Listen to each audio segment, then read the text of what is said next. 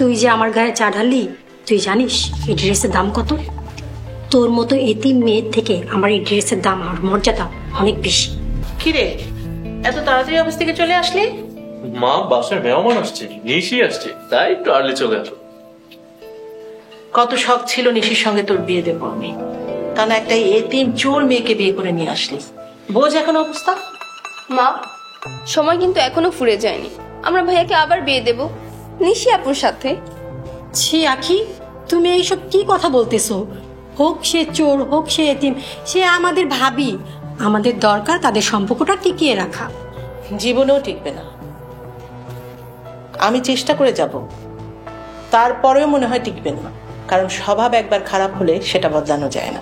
তবুও খালামণি, আমি একটা মেয়ে হয়ে আরেকটা মেয়ের সর্বনাশ কখনো করতে পারবো না। আমি ছোটবেলা থেকে কাজল ভাইকে পছন্দ করতাম। হ্যাঁ, আমার খুব কষ্ট হচ্ছে, তার মানে এই না যে আমার জন্য একটা এতিম মেয়ের ক্ষতি হোক।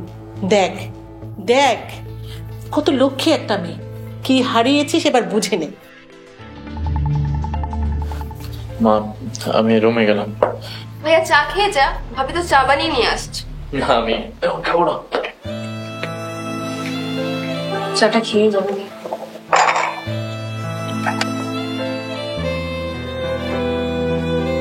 মা,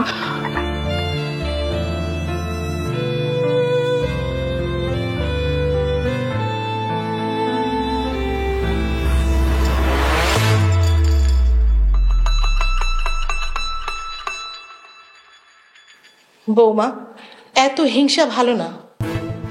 আমি কোনো হিংসা করি নাই। হিংসা না করলে নিশির গায়ে কেন তুমি চাটা ঢেলে দিলে? বিশ্বাস করেন, আমি ইচ্ছা করে ঢালি নাই। তুমি আম্মুর মুখে মুখে তর্ক করতেছো? এত কিছু হবার পর তোমার লজ্জা লাগে না? আখি, বড়দের মুখে মুখে তর্ক করতে নেই। হয়তোবা ভাবি ইচ্ছে করে করেনি, তোমরা ভুল বুঝতেছো।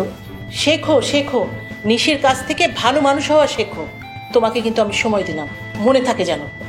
ভালো হয়ে যা।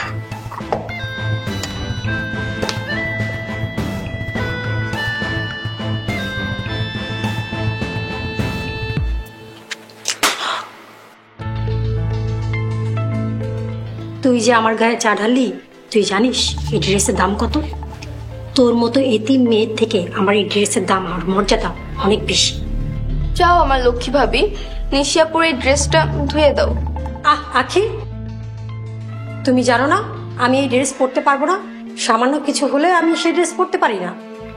এই ফকিন্নি এসব কিভাবে বুঝবে? আমি সরি। রাগ তোর সরি, যা আমার চোখের সামনে থেকে। একটা কথা কান দিয়ে শুনে যা, এইসব কথা যদি কাজল জানে, তোকে কিন্তু একদম জানে মেরে ফেলবে।